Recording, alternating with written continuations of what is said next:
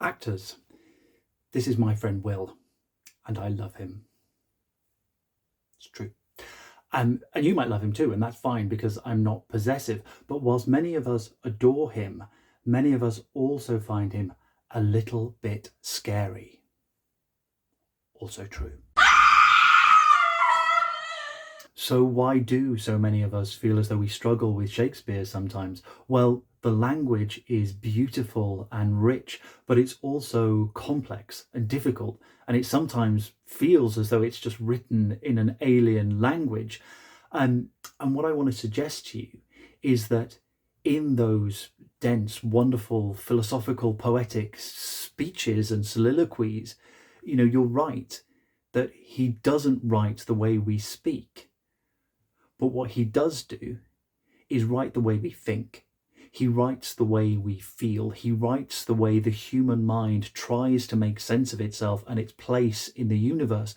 And when we get that, if we can map it out, if we have the tools to make sense of it for ourselves, then everything falls into place. Because when you understand the humanity, you can start to inhabit the poetry.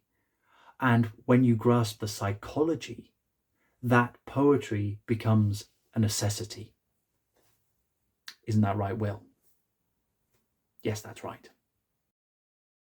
So, with Will's help, I'm starting a new series on the Act for Acting YouTube channel called Acting Shakespeare, which is to give you the tools and the skills to make sense of this man's text in a way that makes it playable and accessible for you.